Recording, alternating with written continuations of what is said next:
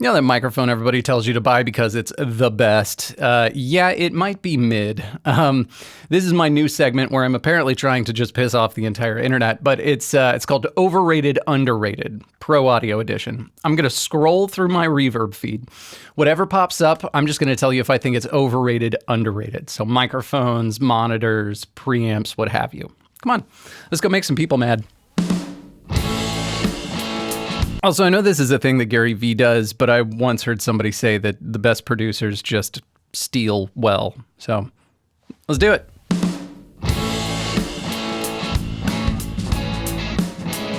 All right, hello. Welcome to my reverb feed. Come on in. Let's see what we got going on here. So obviously, I am very much into pro audio and apparently also trumpets. You can see it's all just studio equipment. I got monitors, mixers, interfaces, desks, vintage Neumann SM69 FET stereo condenser microphones. I don't even know what that is. I've never used one, but let's just go through. Let's start clicking through some stuff. Okay, so who the hell am I? Who is this guy who's talking about gear? It's important that I tell you so that you understand the lens that I'm looking through when I talk about gear. So first things first, I've been working in audio for over 20 years. I have been a mixing mastering engineer. I've worked in multiple different recording studios doing different jobs. I've worked in post-production in film and TV. And I've even taught audio at a college level. So I've been cleared by the Texas Board of Education to teach a accredited course on audio engineering. That's right, people would go to my class to get a degree in audio engineering. So if that is important to you, there it is. If it's not, that's also totally valid. Audio is just opinions and taste. So if you have a different opinion than me, that's great. I'm over the moon. That just means we make different music. Okay, disclaimers out of the way. Back to the fun stuff. Let's start here. SM7B. Oh boy. Okay. Underrated. The SM7B is, in my opinion, still the unsung hero of like the home studio in the year of our Lord 2025. I think that the SM7B sounds great on just about everything that you put it in front of. Like, with some exceptions, of course, but like I love it on guitar cab. I love it on drums. Like, it's great as a snare drum mic. It's great for a lot of stuff. Even if you're using it as your main vocal microphone, these are great. I really like them. I'm getting kind of sick of seeing them on every single podcast, but I mean, outside of that, underrated. I think they're great. And honestly, I've even seen some circumstances where like someone's recording a song and they'll use their cheap condenser microphone because they think it's better for vocals, and their SM7B is sitting over there at their like podcast table. And I'm like, use that. Oftentimes, you're actually going to be spending your money better on the low end of the budget buying dynamic microphones as opposed to condensers. A lot of times, with very few exceptions.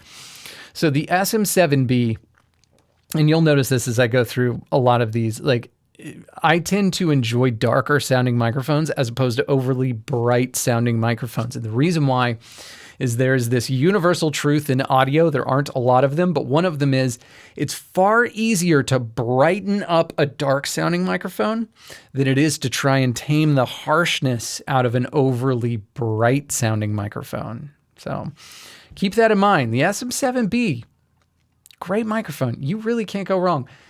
I wouldn't buy one used these days, though, for the reason that there's just so many fakes that are out there. So just keep that in mind. All right, let's keep going. All right, yeah, let's do it. Neumann TLM 103, and I'm making a face because I know exactly how people feel about this microphone.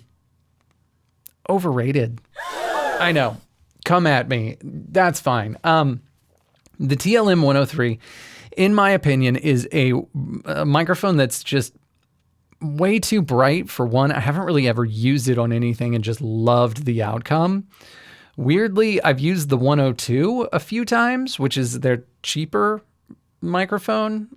And I like it a little better than the 103 for some stuff. I know, I'm crazy. That's fine. The Neumann TLM 103, if that microphone costs like between $3 and $4, maybe even you're pushing it at $500, but in between $300 and $500, I might change my tune. It might be a decent mic for the price. But the fact that that microphone costs $1,100 brand new, I cannot get behind it. Your money is so much better spent elsewhere. And a lot of people will look at this as if it is the holy grail home studio microphone. I can tell you right now, I see the sessions that people send that are recorded at home. They send them to me to mix, and the TLM 103 is a common problem child. I'll just say that. So, overrated. Plus, it suffers the same thing here. I'm actually going to go to AliExpress real quick so I can just show you how insanely crazy the fake microphone thing is. Let's do, you can't just say TLM 103, but if you do 103 microphone, and there we go. TLM 103, we got $217 and 86 cents for a TLM 103. And chances are it's going to look just like the Neumann. Look, it even says it. You can even see it, Neumann microphone. Here's a customer's picture. It says exactly as described, looks fantastic and sounds great. I can tell you right now, with personal experience, the fake Neumanns sound awful. They sound like ass. I've talked about it a lot. Do you guys want to see what a fake Neumann TLM 49 looks like? Here it is in all of its fake glory. I mean, for a fake Neumann, doesn't that look like a real one? Made in Germany, my foot. There's a couple of ways that I just knew right off the bat. All right, red flag number 1. I don't know if you can tell just by this angle, and it's hard for this thing to stay in focus, but like, you see how that Neumann badge is like lifting up on the corners? Like, it literally doesn't look like well done at all. Number 2, I actually opened this thing up and I took a look at the components. I mean, that's not right. But they look exactly like Neumann TLM 103s. And there's a lot of people right now that don't do this, by the way. I hope I'm not giving anybody like a business idea, but they will order like 5 or 6 of those microphones at $200, and then they will sell them on the used market for a deal. And they'll say, open box, $700. And then they make $500 profit every time. Again, don't do that. That would be super shitty. Don't do that. Don't do that. All right, let's get back into it. Okay, here we go. Yamaha NS10. The audio community is like split in half on the NS10. I am coming around to the NS10, but like, I mean, it's got a lot of lore to it. Basically, it's like a cheap, like bookshelf speaker from the 70s that somebody decided to start using in a studio as a monitor. And then everybody was like, yeah, I'll do it too. A lot of people swear by them. Like Chris Lord-Alge, the guy that mixes for like Green Day and Paramore and all these big bands, like, he uses NS10s and again, swears by them. I've never been able to use them as my main monitors successfully. And there's a lot of people that'll say like, oh, well, they're reference monitors. For a lot of people, no, they're their main monitors. You can go into a lot of main, like huge, massive commercial recording studios, and they will have a pair of NS10s as their main set of monitors. I used to think that's crazy. Like, it's hard to hear anything below 100 hertz on those. Like, the low end just drops off into nowhere. The high end is a little bit excited and it's a little bit harsh and it's really fatiguing to listen to. And everybody talks about like the mid-range. It's all about the mid-range. And it's like, yeah, I guess so. But like, somebody said this once, and ever since I've not been able to like shake it, because I've realized that is actually true with my experience with NS10s, which is it's the only speaker that you can accurately monitor transients. Maybe not the only speaker, but one of the best for monitoring transients. And I heard that and I was like, huh. Yeah, actually, I will give it that, because like anytime I'm mixing drums and like I want to make sure that the drums are nice and punchy and like really just hitting you right in the chest. Yeah, actually checking the mix on the NS10s is probably a good idea. So for that reason and that reason alone, I kind of want a pair. Are they overrated or underrated? Appropriately rated. You can get them for cheap. And you do have to get an amp with them. These are not active monitors. Like I said, these are just, you can see here, what a terrible photo. But like, these are passive monitors. You need to get a power amp to listen to these. But they're pretty inexpensive. I'm going to go properly rated. Properly rated. I'm locking that in. Okay, let's continue on. Okay. Man, this is really serving up some hot takes. Okay, but then again, it's gear. Everything's a hot take. Warm Audio WA73 with the EQ. Overrated.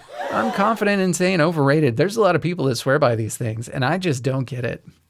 I don't know, just me, but I don't like them that much. You remember the story from one of my previous videos where I was talking about the Golden Age project?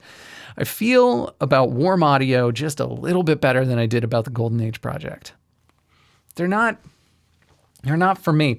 I worked at a recording studio. Well, I engineered at a recording studio a couple of times, and they had like 10 channels of that. And they like always would use those to track drums because they wanted to get that Neve sound for tracking drums. And I remember using them and just thinking like, there's other preamps I like better, you know?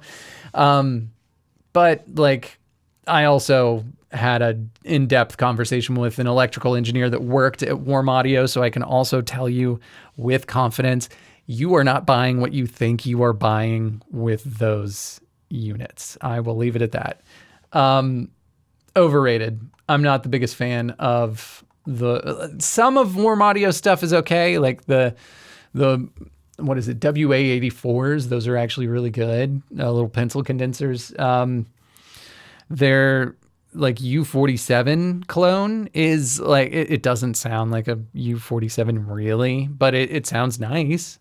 But anyways, yeah, Warm Audio, real hit or miss, but I'm not a fan of the WA73. If you have one and you're excited about it, I'm excited for you. I just want to say that because God, it's just an opinion. All right, moving on. All right, A Designs. Yes. Okay. I don't know why people don't talk about this preamp more. This is my all-time favorite preamp, which is probably why it popped up. The A Designs Pacifica. Underrated. I understand it's expensive.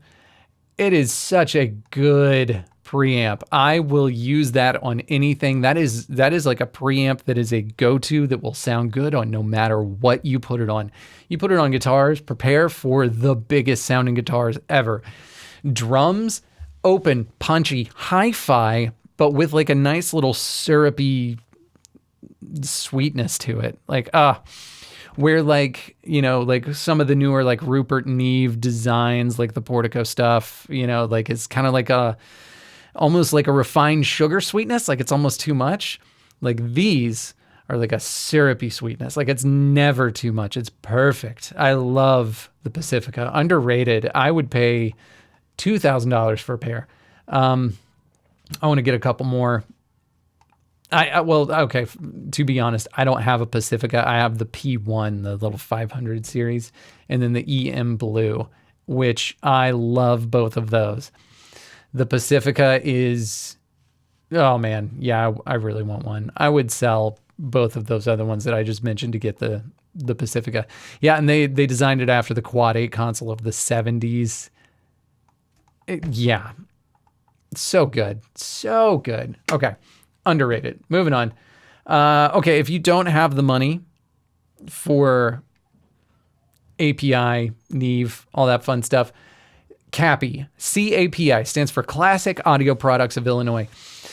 These are, you can order them as like kit builds if you want to build one yourself. As you can see, it's not a terribly complex circuit. If you're decent with a soldering iron, this might be a really good option for you.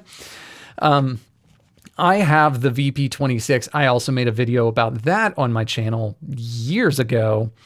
Mine is a little bit different. It's got like an older op amp to it that was actually like modified, I found out. So in my video, like I crank it up and really distort it. Not all of them do that, but I really like this preamp. This is a top 6 preamps. I really love it. Also, you can tell just from the components here, like a really beautiful, simplistic design. Sounds good. Again, this is like a do-it-all preamp. If you think of API, it's got that hi-fi sheen, right? And CAPI gives you all of that same kind of character and hi-fi sheen. And in fact, if I was to ever buy like clones of a major like legacy brand, like legacy being like SSL, Neve, API, anything like that, 100%, I would buy clones of the API, because you can get really close to that API sound without having to spend the API money, in my opinion. So CAPI, underrated, so good. So good. We're going to end here. Rode NT5, underrated. These are really freaking good. I really do like the Rode NT5s. I've used the Rode NT5s on drum overheads with great success. I've used them on acoustic guitars and they sound wonderful. I've used them on piano and they sound wonderful. These are really good do-it-all microphones.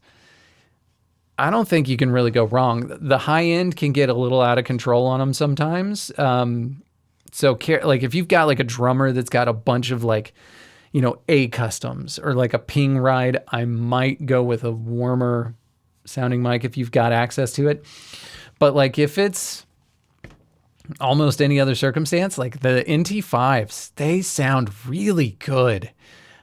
I don't think people understand yet. They're so cheap. And this is actually, you can usually find a pair for under that price.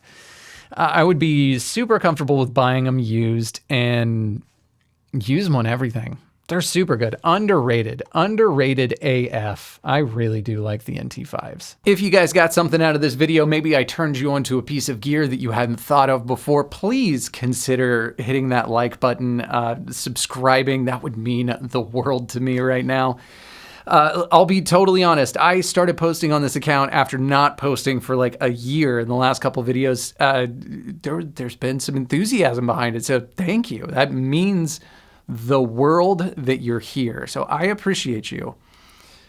I'm not going anywhere if you're not going anywhere. All right. I'll see you guys in the next one.